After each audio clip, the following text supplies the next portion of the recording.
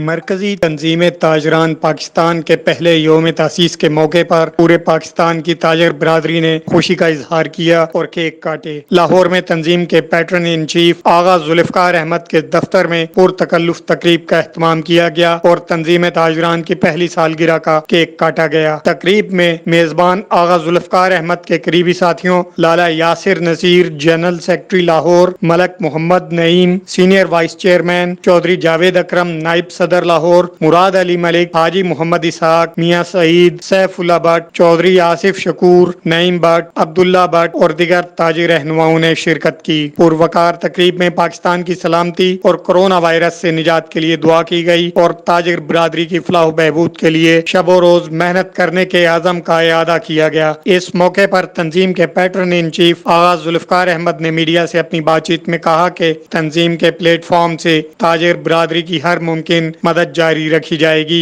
और हर मुश्किल वक्त में इनके हक में आवाज बुलंद करते रहेंगे। इस मौके पर ताजिर रहनुमाओं ने तंजीम के पैटर्न इन चीफ आगा जुल्फकार अहमद की ताजिर बरादरी की फलाह बहबूद के लिए काविशों और खिदमात को सराहा।